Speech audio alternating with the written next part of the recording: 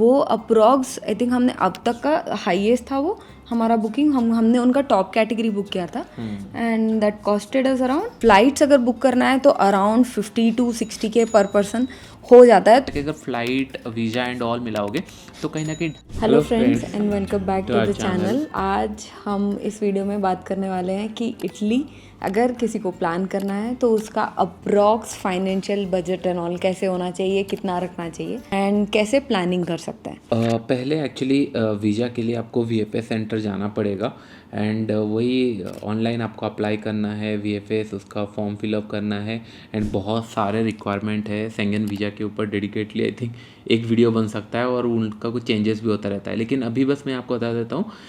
एक एप्लीकेशन आपको बनाना है, अपॉइंटमेंट लेना है एंड उसके बाद फिर आपको प्रोसेसिंग फ़ी उनका आई थिंक 8,000 के आसपास कुछ है पर पर्सन एंड आपको आई थिंक हम लोगों को 15 to 30 डेज के अंदर मिल गया था, 15 डेज। तो प्रायर टू 45 डेज आप अप्लाई करके रख सकते हो जनरली सेफ साइड। इसमें काफ़ी सारी चीज़ें आती है, कभी कभी रिजेक्शंस भी होता है बहुत सारे उनके क्राइटेरियाज है, आप कौन से कंट्री के लिए अप्लाई करो वो भी है। तो हमने जो किया था वो हमने स्विट्जरलैंड के लिए लगाया था एंड हमने ट्रैवल इटली किया था। हाँ, ये 2 बार एक्चुअली हम लोगों का हम लगा चुके हैं। तो फर्स्ट टाइम जब भी आप शेंगन वीज़ा लगा रहे हो, मेक श्योर जो भी कंट्री में आप लगा रहे हो वही कंट्री ट्रैवल करो, क्योंकि वो हिस्ट्री आपका ख़राब होता है। पहले हम लोगों ने स्विट्जरलैंड लगाया था, स्विट्जरलैंड ट्रैवल करके आया, कभी हम लोगों का रिजेक्शन तो आया नहीं है, क्योंकि हम लोग ट्रैवल फ्रिक्वेंटली करते रहते हैं। उन लोग देखते रहते हैं। 2 चीज़ें उनका बहुत इंपॉर्टेंट है कि आपके पास सफिशिएंट अमाउंट है वहाँ स्पेंड करके रिटर्न आने के लिए, एंड सेकेंड थिंग क्या आपका इंटेंशन रिटर्न आने का है या नहीं है। इतना बस उन लोग को जानना है। अगर ये आप जस्टिफाई कर देते हो बाय फाइनेंशियल स्टेटमेंट या फिर आपका जॉब है, फिक्स डिपॉजिट है, म्यूचुअल फंड है, वो तो फिर वो जब आप अप्लाई करते हो तब आपका कंफर्म हो जाता है। तो ये हो गया वीज़ा के बारे में। अभी नेक्स्ट पॉइंट में चलते हैं, वो है फ्लाइट टिकट्स। तो फ्लाइट टिकट्स जो जनरली होती है, हम लोग बैंगलोर से ही हमेशा ट्रैवल करते हैं क्योंकि हम लोग यहाँ पे रहते हैं, but other places like Delhi and Mumbai कभी कभी डायरेक्ट फ्लाइट्स भी होती है टू इटली, बट उसके चार्जेस अगेन वो थोड़ा सा हायर साइड में होता है। हम लोग बैंगलोर से वन स्टॉप लेते हैं, one stop is little cheaper and थोड़ा बेटर गिरता है। फ्लाइट्स अगर बुक करना है तो अराउंड 50 to 60K पर पर्सन हो जाता है। तो माइंड यू यहाँ पे हम जितने भी बात कर रहे हैं क्राइटेरिया सारे ट्रैवलिंग टू इटली, तो वो सारे पर पर्सन है। आप जो भी हम बोल रहे हैं आप उसको इंटू 2 करते जाएंगे या फिर जितने भी आपके पर्सन है उस हिसाब से। तो फ्लाइट्स की टिकट के लिए हम लोग स्काई स्कैनर यूज़ करते हैं एंड मोस्टली हम लोग वही प्रेफर करते हैं क्योंकि आपको एक ब्रॉड आइडिया मिल जाता है क्या क्या ऑप्शंस है, वन स्टॉप कितना लेओवर होगा, तो वो इजी हो जाता है। तो ये एक ऐप है जो हम मोस्टली यूज़ करते हैं। और नेक्स्ट आ जाता है स्टेज के ऊपर। स्टेज डिपेंड करता है पर्सन टू पर्सन कि आप क्या प्रेफर करोगे, लेकिन ओवरऑल अगर मैं आपको बताऊं, डेफिनेटली यूरोपियन कंट्री सारे थोड़े से कॉस्टलियर साइड में है।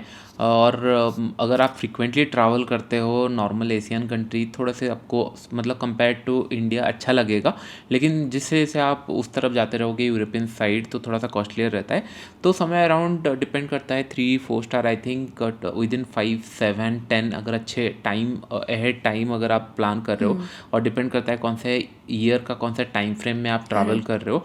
अगर पीक समर है तो डेफिनेटली थोड़ा सा कॉस्टलियर साइड मिलेगा, लेकिन थोड़ा सा विंटर एंड या फिर विंटर टाइम में थोड़ा सा कम रहता है क्योंकि मोस्ट ऑफ द थिंग्स थोड़ा सा क्लोज रहता है, लेकिन स्टिल जो मेजर अट्रैक्शन है वो अच्छा रहता है। तो स्टेस आई थिंक 5-6-7,000 आपको मिनिमम प्लान करना चाहिए डिसेंट सा होटल। अगर अकेले जा रहे हो हॉस्टल एंड ऑल, 2 लोग हैं तो फिर डेफिनेटली रूम चीपर गिरेगा, 1 पर्सन है तो हॉस्टल चीपर गिरेगा, 4-5 लोग हैं तो फिर आपको एयरबीएनबी चीपर गिरेगा। हाँ, एंड हम जो होटल्स एंड स्टेज बुक करते हैं हम लोग जनरली ट्राई करते हैं कि उनके वेबसाइट से हो। उनकी वेबसाइट्स के अलावा थोड़ा सा प्राइस चेक करने के लिए भी, क्रॉस चेक करने के लिए अच्छा हो जाता है, एंड booking.com, ये 2 चीज़ें हैं जो हम मोस्टली यूज़ करते हैं। तो इटली में एक्चुअली हम लोगों ने तो बस 7 डेज प्लान किया था, लेकिन वहाँ पे 10-15 दिन भी कम ही गिरेंगे क्योंकि बहुत सारे जगह है जहाँ पे आप कवर कर सकते हो। तो हम लोग मेनली बर्थडे के लिए गए थे एंड पिसा था, तो स्पेशली कुछ जगह के लिए हम लोग प्लान किए थे। तो आप लोग अगर प्लान करोगे तो जो मेन अट्रैक्शन है आई थिंक वो रोम के अंदर आपको 2-3 अट्रैक्शन मिलेंगे। हिस्टोरिकल प्लेसेस, वेटिकन सिटी, कलोजियम, बहुत सारी प्लेसेस है, Spanish steps and Trevi fountain. Correct, ये 4-5 ना बहुत ज़्यादा फेमस है, ये आप कवर कर सकते हो। फिर आप प्लान कर सकते हो इधर अमाल्फी कोस्ट वहाँ पे, और हम लोग जिस टाइम पे गए थे उस टाइम पे क्लोज था ऑलमोस्ट सब जगह। तो हम लोगों ने फिर फ्लोरेंस की तरफ गया। आप लोग फ्लोरेंस में भी प्लान कर सकते हो क्योंकि पिसा वहाँ से डे ट्रिप कर सकते हो। हम लोगों ने जनरली क्या किया था, हम लोग रोम से ही डे ट्रिप किया था, तो थोड़ा हायर साइड गिरा था क्योंकि ऑलमोस्ट 12-13 घंटे का डे ट्रिप होगा, मॉर्निंग से लेकर इवनिंग तक उन लोग लेके आते हैं। थोड़ा सा हेक्टिक था। बस हम लोग को फ्लोरेंस में रात रुकना नहीं था, स्मॉलर आइटनरी था, इसके लिए हम लोगों ने फ्लोरेंस नहीं जाकर हम लोगों ने डायरेक्ट वेनिस गया था। तो इसके लिए हम लोगों ने डे ट्रिप रोम से ही कर लिया था। अगर आपके पास टाइम है तो फ्लोरेंस जाके अगर आप पीसा जाओगे तो आपको डेफिनेटली 7 वंडर्स में आता है, तो बहुत कम में हो जाएगा। एंड उसके बाद वहाँ पे एक म्यूजियम भी है जो बहुत फेमस म्यूजियम है, बेसिलिका या पीटर्स बेसिलिका। हाँ, तो ये बहुत फेमस है वहाँ पे। तो ये फ्लोरेंस में 2 कवर कर सकते हो। उसके बाद हम लोगों ने फिर ट्रैवल किया था वेनिस। वेनिस में गंडोला राइड फेमस है, वाटर सिटी है, देखने लायक जगह है। हाँ, पूरा वाटर सिटी है वहाँ पे। शॉप एंड ऑल आपको चल के ही सिटी पूरा कवर हो जाएगा। होटल थोड़ा सा कॉस्टली साइड मिलेगा क्योंकि जगह बहुत छोटा है। एंड वहाँ पे लग्जरी आइटम से लेकर नॉर्मल आइटम सारी चीज़ें मिलती है। दैट कि नहीं, ओनली आपको बाय बोट ही जाना है, इधर वॉक करके जाना है, छोटे छोटे ब्रिजेस है। हमने थोड़ा सा क्विकली किया था क्योंकि हमको ज़्यादा दिन का ट्रिप करना नहीं था एंड बर्थडे स्पेशल था। एंड बर्थडे के लिए हमने गार्दा करके एक उनका प्लेस था, एक लेक के सराउंडिंग में वो एक छोटा सा टाउन था और वो बहुत ही ब्यूटीफुल जगह थी। एंड वहाँ पे हमने स्टे बुक किया था केप ऑफ सेंस करके, वो बहुत ही ब्यूटीफुल स्टे था। वो अप्रॉक्स आई थिंक हमने अब तक का हाईएस्ट था वो हमारा बुकिंग। हमने उनका टॉप कैटेगरी बुक किया था and that costed us around 1 lakh. हाँ, समथिंग कुछ ऐसा 1 लाख पर नाइट अप्रॉक्स के आसपास आ रहा था। नॉर्मली क्या होता है, जनरली अगर आपको ब्रेकफास्ट भी चाहिए, कुछ थोड़ा सर्विस चाहिए, जैसे अगर हम लोग 10-15 दिन के ट्रिप में जाते हैं तो लॉन्ड्री सर्विस एंड ऑल हमको लगती है, तो उसके लिए हम लोग थोड़ा सा हायर साइड देखते हैं सो दैट सारे फैसिलिटी अवेलेबल रहे, लेकिन इतना कॉस्टली भी नहीं जहाँ पे अननेसेसरी, क्योंकि हमको बाहर ट्रैवल करना है तो ये अननेसेसरी हो जाता है। तो आप लोग मिक्स मैच कर सकते हो, क्योंकि अगर ज़्यादा ट्रिप रहता है, ड्रेसेस एंड ऑल बहुत सारे, आयरन एंड ऑल बहुत सारा लगता है, तो अगर आप कैरी कर पाओ, मैनेज कर पाओ तो बहुत अच्छे से मैनेज हो जाएगा। क्योंकि सारे जगह पे टूरिंग प्लेस है, मतलब आपको अच्छा होटल भी मिलेगा, बजट भी मिलेंगे, हायर साइड भी मिलेगा, डिपेंड कि नहीं आप कैसे प्लान करते हो। अभी नेक्स्ट पॉइंट हो जाता है एक्टिविटीज़। एंड इटली में activities there are lot of things. आप हिस्टोरिकल प्लेसेस एक्सप्लोर कर सकते हो, आप माउंटेन रेंजेस जो है उनके वहाँ पे एक्सप्लोर कर सकते हो, तो बहुत ski activities and all, depends किसका क्या प्रेफरेंस है। हमने जो प्लान किया था, हमने हिस्टोरिकल प्लेसेस प्लस थोड़ा स्टेज में फोकस किया था, रिलैक्सिंग टाइप का, क्योंकि बर्थडे था। तो हमने डे ट्रिप किया था वहाँ। हमने रोम से डे ट्रिप किया था, बट यूजुअली फ्लोरेंस से करना चाहिए। हमने रोम से डे ट्रिप किया था फ्लोरेंस एंड पीसा के लिए, तो वो हमको 49 के दोनों का कॉस्टिंग गिरा था। बट आप फ्लोरेंस से करेंगे तो वो थोड़ा सा चीप गिरता है। एंड सारी एक्टिविटीज़ जो भी आपका प्रेफरेंस है, आप क्लूक में जाके एडवांस में चेक कर सकते हैं before you know when you are building your itinerary. Most of the लोग फॉलो करते हैं, आप ज़्यादा देखते हैं वहाँ पे रेटिंग एंड ऑल देख सकते हो। क्लूक कोई प्रमोशनल वीडियो नहीं है, ये सारे ऐप एक्चुअली हम लोग खुद यूज करते हैं। That's why I am suggesting कि नहीं, वहाँ पे आप लोग को टॉप कैटेगरी दिख जाएगा। अगर आप रोम सर्च करोगे तो क्या जाना चाहिए, फ्लोरेंस सर्च करोगे तो क्या जाना चाहिए, तो थोड़ा सा ईजी हो जाता है कि नहीं। हाँ, जो टॉप अट्रैक्शन है उसमें क्या होता है, जनरली हम लोग अननेसेसरी नहीं तो अट्रैक्शन ले लेते हैं और हम लोग का आइटनरी डेज खत्म हो जाती है, कवर नहीं हो पाता है। तो जिसका जैसा भी प्रेफरेंस है, आप वो ऐप में जाइए and you can just search around, आप सिटी का नेम डालिए तो वो बहुत ही ईजी हो जाता है। जिसका जो प्रेफरेंस है वो बुक कर सकते हैं। ये जो हमारा इटली ट्रिप था, ये हमने प्लान किया था कि हम एक सिटी से दूसरे सिटी ट्रेन से ही ट्रैवल करेंगे, थोड़ा प्रेफरेंस रखा हुआ था हमने। एंड वो काफ़ी चीप भी होता है। हमने जो ट्रेन बुक की थी वो ओमिन ऐप, उनका एक लोकल ऐप है, वहाँ से हमने बुक किया था। एंड काफ़ी ईजी हो जाता है ट्रैवल करना, पास में है, 2-3-4 घंटे में। Connectivity is very good, quality and everything. Generally क्या होता है, अगर आप इंटरसिटी चेंज कर रहे हो सिटी टू सिटी, तो फ्लाइट लेना सुइटेबल नहीं होता। हम लोगों ने बहुत गलती ये कर चुके हैं छोटे छोटे जगह पे, क्योंकि आपको 1 घंटे का फ्लाइट आवर तो रहेगा, लेकिन उसके लिए आप 1 घंटा 1.5 घंटा जाओगे। And one more thing, European सारे फ्लाइट डिले रहते हैं, almost 90% flights are very much delay, कि आधा घंटा से 2 घंटा तक डिले हो सकता है।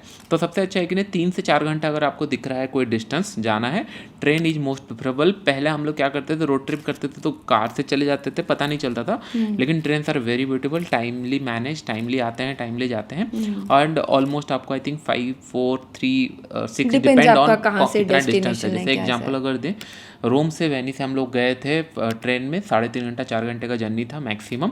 हम लोग को पर पर्सन 5 to 6,000 कुछ लगा था आई गेस। तो कंक्लूजन टू दिस वीडियो, अगर इटली प्लान कर रहे हैं तो वो डिपेंड्स आपका पर्सन टू पर्सन किसका क्या प्रेफरेंस बट होता अगर है। आप लेट्स से कि अगर साल में एक बार अगर ट्रिप जा रहे हो या 2 बार ट्रिप जा रहे हो तो मेरे ख्याल से अगर आप बहुत अल्ट्रा लग्जरी का तो कोई हिसाब नहीं है, लेकिन अगर आप कंफर्टेबली जाना चाहते हो, सब लोग आपको 40-50 हज़ार 30 हज़ार बोलेंगे, लेकिन ट्रस्ट में इससे ज़्यादा खर्चा होता है क्योंकि वो कंट्री ऐसा है कि नहीं, आप कॉम्प्रोमाइज़ कर ही नहीं सकते।